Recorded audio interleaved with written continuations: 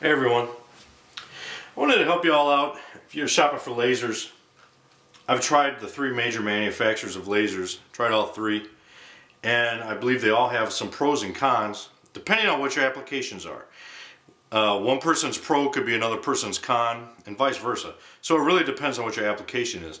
So if I have a pro or con, it's not necessarily a knock on the laser, that's just its characteristic. It might be something that's positive for you. All right, and I want to first start off by saying that all three of these are high quality lasers. Okay, now the Veridian costs 3 times as much as the LaserLyte, or at least this one. Okay, approximately 3 times. But the LaserLyte is still a high quality laser. Okay, and I don't want to, I'm not going to knock any of these for quality. They're all excellent made lasers. Okay, let's start off with the LaserLyte. The pros. The price is the first thing on this one. It's roughly half the price of the Crimson Trace and 1/3 of the price of the Veridian. Okay, it's also the smallest. It's just one little strip. As far as size, it takes up the least amount of space. Okay, the negative to that is it is a side mount. Okay, the con. Now I'm gonna say to some people that might be a pro. Okay, it is a side mount. Some people, maybe their holster situation, the side mount is preferable to the under mount like in a Crimson Trace. So that is one characteristic of it, is that it is a side mount. Okay. Another con on this, it's not very visible in bright light, which is not just the LaserLyte, that's both of these, the Crimson Trace also. The red light just doesn't show up as well in broad daylight as the green light does. Okay. Another con is that you have to, it's not instant on like the Crimson Trace. You have to press it on. Okay. Now once again, to some people that's a pro. For example, if you pick up your handgun and you don't want to instantly alert an intruder as to your location, because don't forget lasers go both ways. It helps you put the target, identify the target where the bullet's going to hit, but it also lets an intruder know where that handgun is. Okay, so there are pros and cons to instant on. So, but this one is not instant on. Okay, for my applications, I have that as a con, because I like, and that's one of the pros I have on a Crimson Trace. I do like the instant on. Well, I'll get into that more as I discuss the Crimson Trace. So that is the pros and cons of the LaserLyte. Okay. The Crimson Trace, for me, the pro is when you pick it up, it's instantly on. Now, that can be a con, like I said, because it's hard to hold this handgun without the laser being on, if you have a good grip on it. Okay, you can do it, but it's not as natural. You kind of have to pull your finger away. If you have a good firm grip on this, the laser will be on.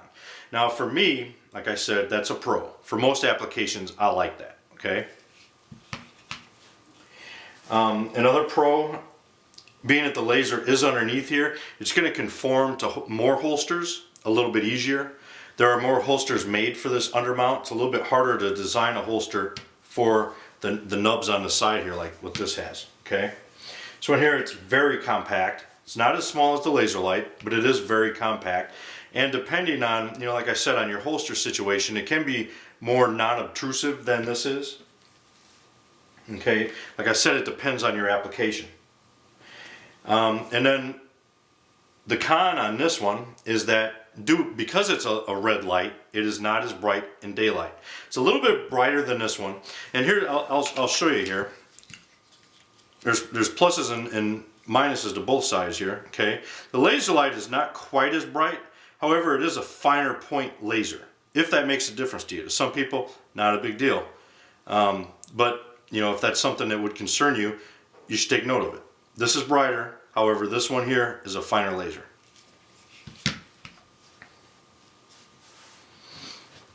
And I'll say with the Crimson Trace, there's not a lot of negatives. For me, for my applications, like I said, the only negative is the fact it's not quite as bright as the green laser in broad daylight, in bright daylight. Okay. Now for home use, it shows up just fine. Does a great job. Both of them do, the red lights. So as long as you're not outside, you're using it for self-defense, you're good. Now, if you are outside and you need it for self-defense, these two here red lasers are not going to be as bright. Okay? But you are going to have them with you if you're doing concealed carry, which is one of the cons of the Viridian, is its size. Okay? And now I will get into the Viridian.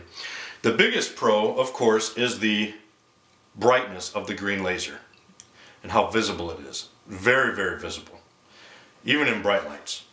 And you'll see that in my, if you've watched my shooting video, when I'm out in the range outside, it's very visible. The cons to the Veridian, it will need a special holster. This is, it's pretty big. It's not going to fit in standard holsters. Veridian makes one, I believe it's Black Hawk. It's made by Black Hawk for Veridian.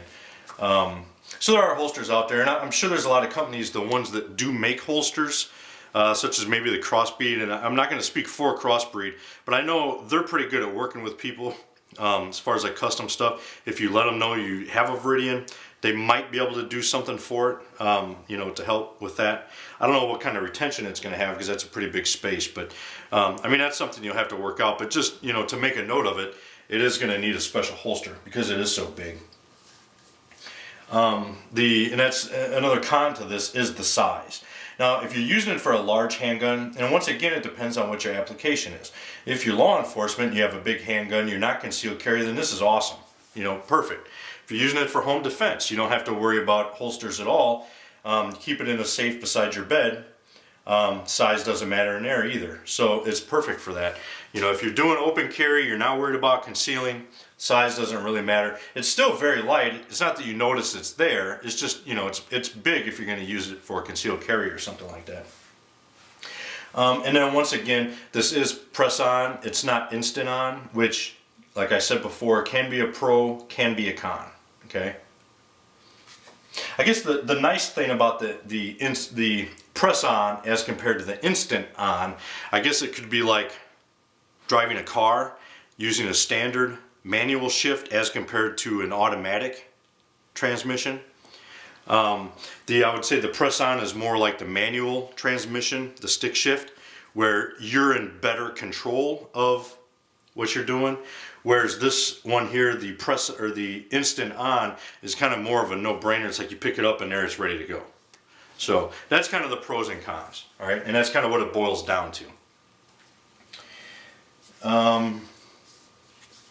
Let's see. So I would say, either whichever way you go, it depends on your applications.